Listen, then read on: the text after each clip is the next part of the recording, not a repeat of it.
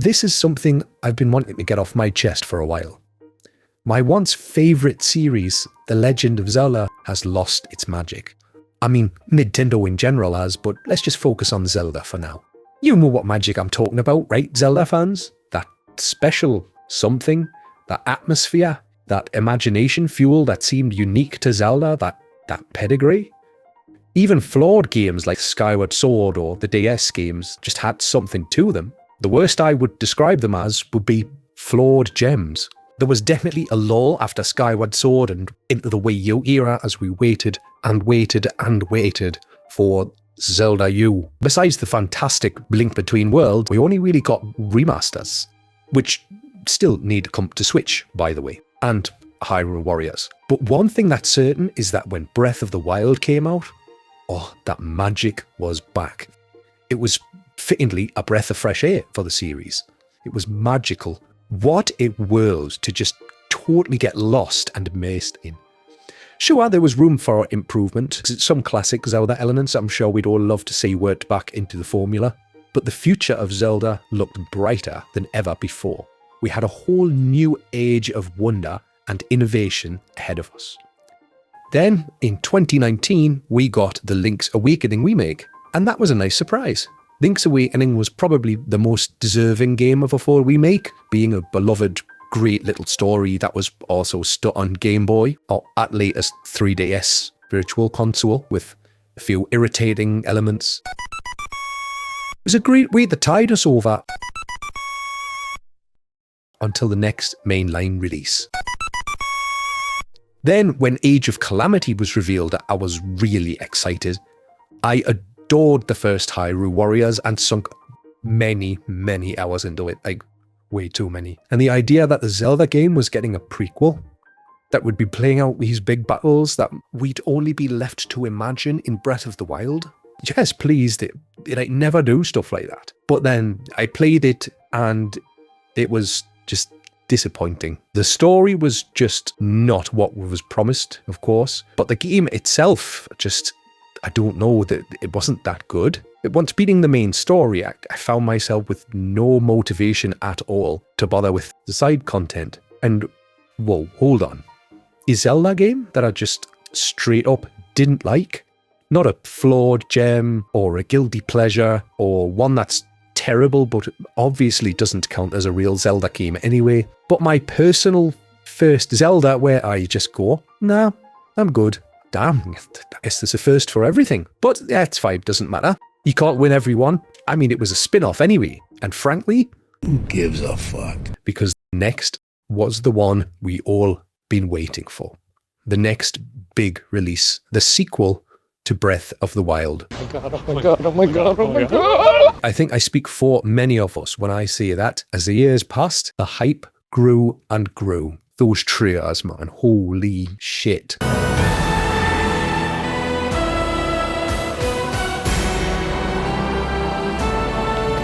I did get a twinge of doubt when they confirmed they'd be using the same world, but I remained optimistic and trusted them to do something completely new and exciting with it.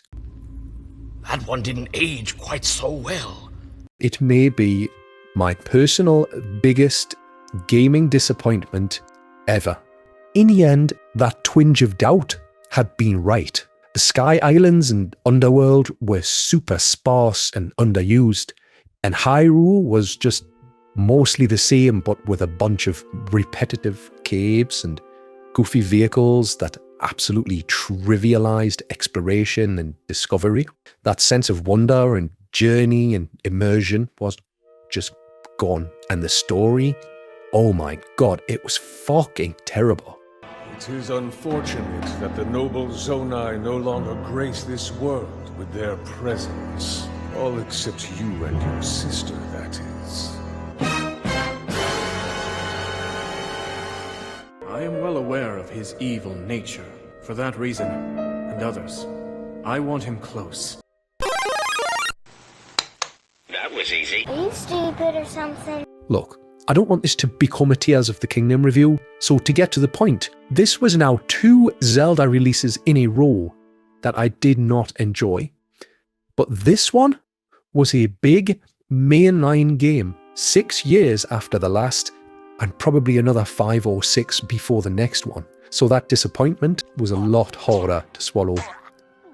A main event, a big release Zelda game, something I've consistently enjoyed since early childhood. To mean there has always been a massive event for fans was just the one before it again, but with basically a ton of mods installed. The more I thought about the game and tried to enjoy it, the more cynical I felt about its very existence. I just couldn't not think that it was an excuse to just reuse Breath of the Wild and to add in as much new stuff as they could to justify charging full price for it.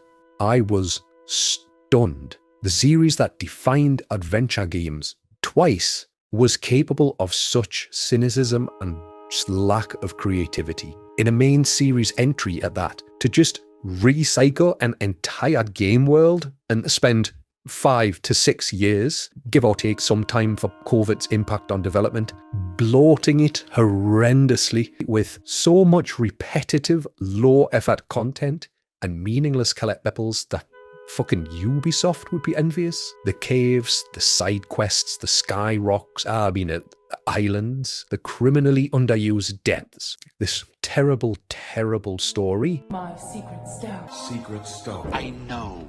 Secret stone. So that was the imprisoning. It was shocking. They poured all their effort into gimmicky mechanics and every other aspect that we love about Zelda. Story, world and atmosphere, a sense of journey and adventure, totally suffered.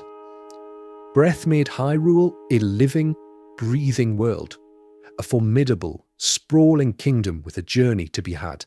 Tears turned it into a playground for your flying hoverbikes and wacky cars.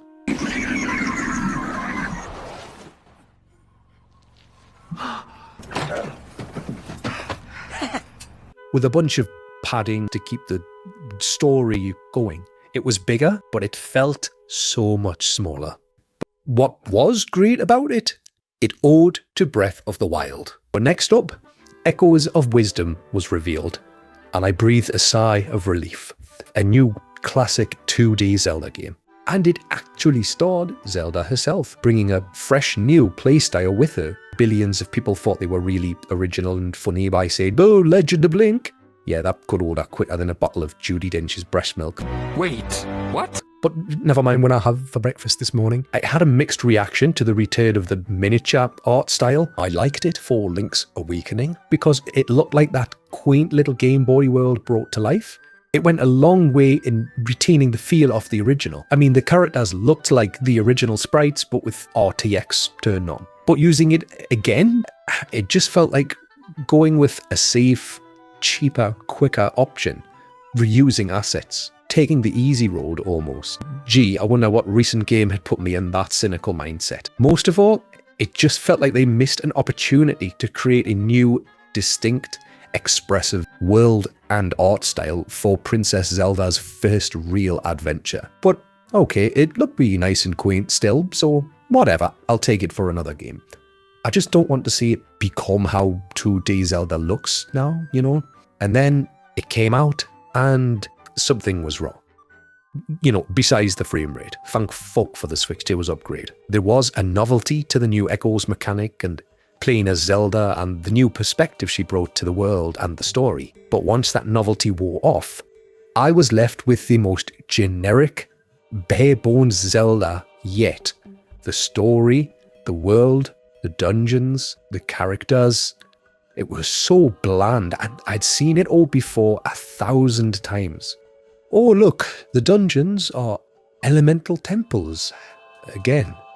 Great. Gone are the flavour and the atmosphere of the bottom of the well, the spirit temple, the stone tower, the ancient sister. With Echoes' dungeons, we have a red fire cave, the blue water cave, a yellow sand cave, a white ice cave. Oh, look, the Lost Woods again, and it's a little foggy maze. How original. Oh, look, Death Mountain is peppered with Gorons and lava and hot springs again. Oh, look, we're pursuing a dark power with your fairy-like companion, and there's a dark world and shock horror. The villain we've been chasing wasn't the real threat. Whoa, haven't seen that before. There's always a bigger fish. It's like the focus was on the echoes mechanic at the cost of everything else. It was all just like ticking the boxes of what a classic Zelda should have. It was the absolute bare minimum. So depressing. It felt like we just didn't really try. I've never understood how people paint Null as this really interesting, lore reinventing entity, as if it's not just a purple blob, and as if it will ever be fucking mentioned ever again, as if this series that just erased the divine beasts and retconned the Zonai into the very beginnings of Hyrule, and where pretty much every game is self-contained anyway, gives it the Dongo's exploding shit about continuity. Look, that's another subject entirely. My point is, Echoes of Wisdom was my tipping point. Like Tears of the Kingdom before it, Echoes of Wisdom focused on a novelty gameplay mechanic at the cost of the world building, the atmosphere, the charm, the storytelling, and I don't know, just that mysterious stamp that makes Zelda special. I suddenly realized how done I was with this world. With the same locations, the same races, the same villages and towns, the elemental temple dungeons every time, the same character templates or plot points. I started to think, when was the last game that wasn't set in Hyrule? Can we go back to that?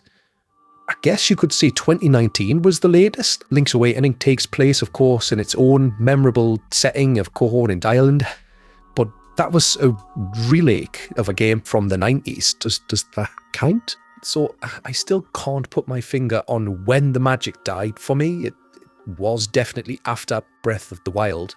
I have decided that this fatigue, as overused as that fucking word is, was a recent problem. Echoes of Wisdom made me feel the burnout. That's where I really noticed it. But Tears of the Kingdom had peaked it by just reusing an entire version of Hyrule. And of course, Age of Calamity and Age of Imprisonment milked the era for Mevio a cash-in.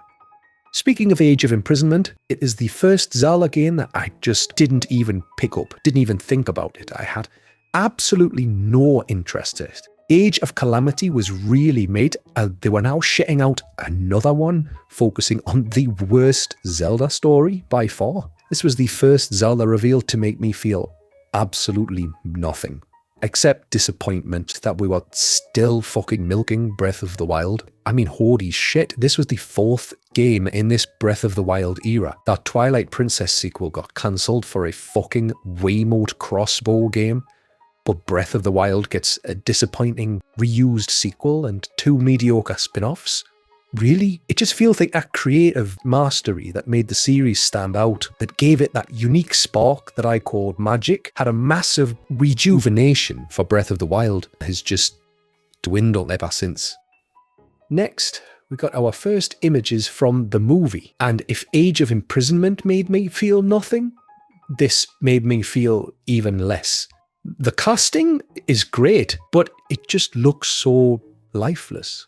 This could be any Netflix fantasy series. I keep coming back to the problem that live action just was not the way to go. Even the more realistic Zelda game, like Twilight Princess, is highly stylized and expressive. The writer worked on Detective Pikachu and Kong Skull Island, which were decent enough, but he's also credited to the Jurassic World franchise and oh god, I can't even say it out loud. This one is credited this one.